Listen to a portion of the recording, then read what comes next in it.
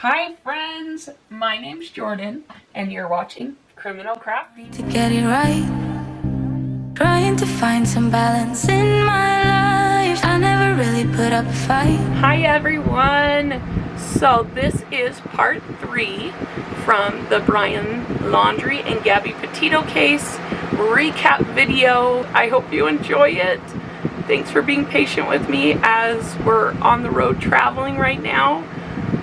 I will be home soon and we'll have a lot more videos up for you then. September 16th, the Northport police did a press conference with Joe Petito, and Joe Petito begged for Gabby's safe return in that press conference and for the Laundries to speak up and stop hindering the investigation. And then the attorney for the Schmidt Petito family read a letter from the family begging the Laundries to give them any indication of where she was. That they understood that they were protecting their son at all costs, but what they were doing was hurting them, and all they needed to know was any little bit or clue so that they could find their daughter. On September 16th and the 17th, Cassie Laundrie spoke to Good Morning America. Hours after the family of Gabby issued a statement to the family of her fiance begging for information in her disappearance, Brian Laundrie's sister, Cassie Laundrie, broke her silence in an exclusive interview with GMA. Obviously, me and my family want Gabby to be found safe, she said. She's like a sister and my children love her, and all I want is for her to come home safe and found, and this to be just a big misunderstanding. And you guys, throughout the time that they were looking for Brian, and we'll get into looking for Brian, there were protesters and media outside the Laundrie home.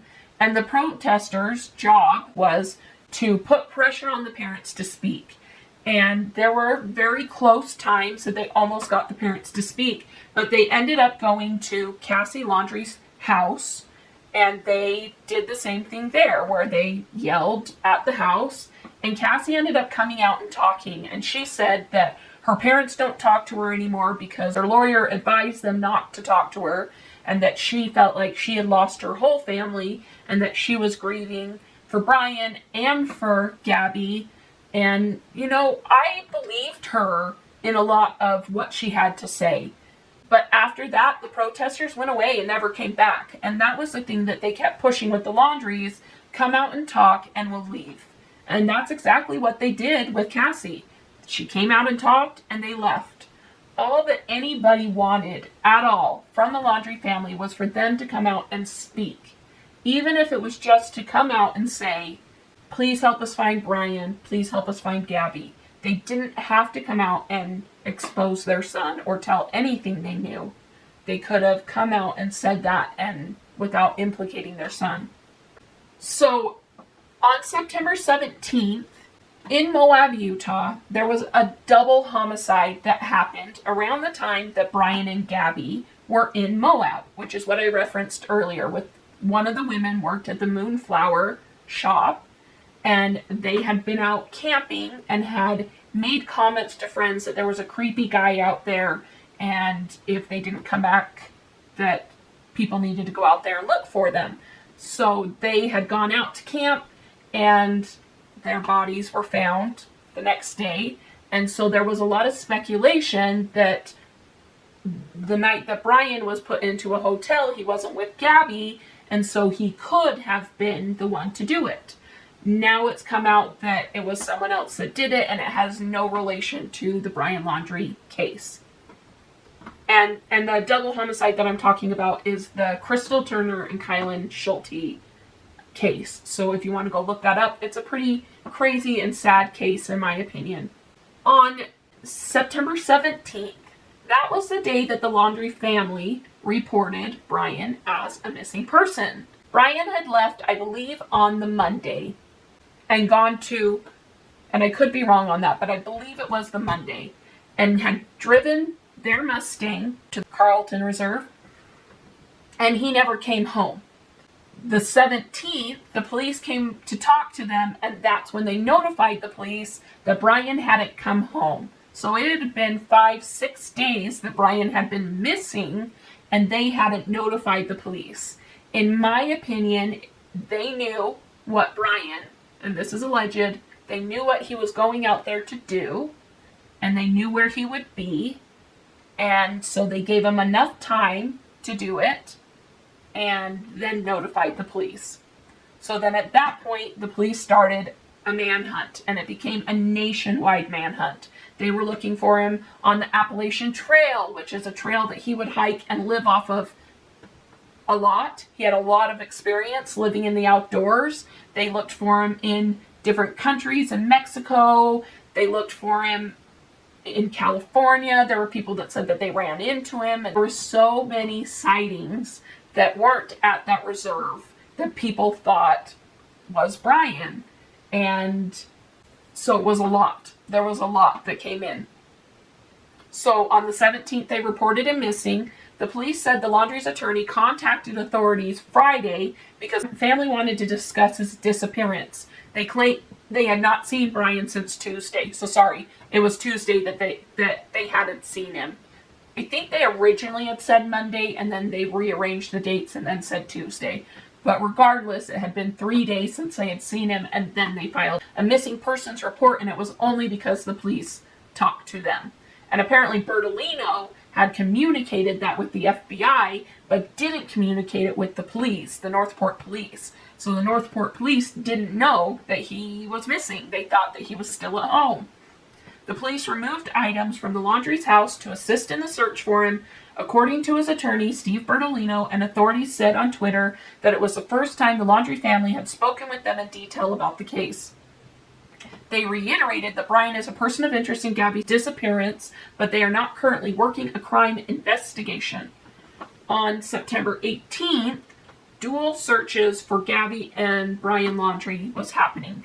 The police searched the Florida Wildlife Reserve on Saturday for Brian, a person of interest in the disappearance of his girlfriend Gabby, while across the country the FBI hunted for clues about the missing woman in a mountainous national park in Wyoming. The search was called off Saturday night by Northport police due to darkness. They said nothing was found.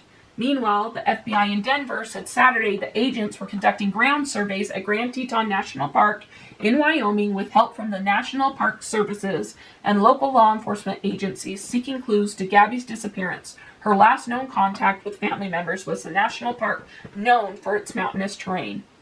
So, September 19th was the day that they found Gabby's body. And the crazy thing about it all was a YouTube family called Red, White, and Bethune were driving down to the dispersed area in the Grand Tetons, and they had a camera set up in the front that was recording everything. And as they were driving, they noticed a van that had Florida plates. And they said they wanted to stop and say hello, but it looked like nobody was in there. It was dark. So they ended up continuing on their way. When the news broke that Gabby could be in the Grand Teton National Park, Red, White, and Bethune went back through their video and found the van, and that's how they were able to find Gabby. On August 27th, 2021, we got camera footage going through the Grand Tetons Park around 6 to 6:30 p.m. This is at the Spread Creek dispersed camping area. We got there and there was a huge gravel lot, and we decided we wanted to try to drive more toward the back because we had heard the views were better back there. So we were heading back on this long dirt gravel road. And we came across a white van that had Florida plates, a small white van. We were going to stop and say hi because we're from Florida too, but the van was completely dark. There was nobody there, so we decided to continue on our way. Yeah, the van looked like it was pretty much kind of abandoned. We figured maybe they were out hiking or they were just chilling inside. There was no doors open. You know, it was just kind of, neat to see a Florida plate, on the other side of the country. It's not something you see all the time. Yeah, as we're coming up on it, we're approaching it up here on the left-hand side. This is most definitely Gabby Petito's Ford Transit van. It's kind of wild, like it's insane a little bit, because we drove past, we actually weren't able to find any sights, and we ended up driving back through, saw it again, but here it is on the left. So. And I slowed it down so you can possibly see it a little bit better. But kind of freaky for a late Saturday evening, but we just kind of had a brain fart. Oh my God, there's that van. So if anybody can help, I know the FBI is looking for all the help they can get onto the case. Gabby was about 5 minutes from her van by a campfire, pretty much in the middle of nowhere, left dead. She had been murdered and was left there. On September 20th, the Laundrie home was searched and they took out a lot of evidence, and a lot of that evidence hopefully will come to light through the trial. So then September 21st is when Gabby's autopsy was released. And the autopsy said that Gabby had died from strangulation and that she had blunt force trauma. And if you haven't seen one of my recent videos, the notebook video, go back and watch it, because in that notebook is Brian's supposed, and why I say supposed is because I don't believe it, but his supposed story of what happened, and that he was being merciful in taking her life. So go back and make sure to watch that video so you can see what he said, but it was a pretty intense, crazy video. So then after that, law enforcement continued for about a month searching for Brian in Carlton Reserve. And like I said, there was so much speculation about all the places that he could be. There were photos being sent in that people were like, this looks like Brian. Every bald man with facial hair was accused of being Brian Laundrie. It became a point where it was pretty dang hilarious. And then Dog the Bounty Hunter joined the search. When Dog joined the search, they found out that Brian Laundrie and his family took a trip to Fort DeSoto in Florida after Brian had taken Gabby's life and had a little vacation there, a little goodbye vacation. And since then, the Petito lawyer has come out and said that they took other vacations and that will come to light soon, which the one vacation was bad enough. So now to know that they took another vacation is ridiculous.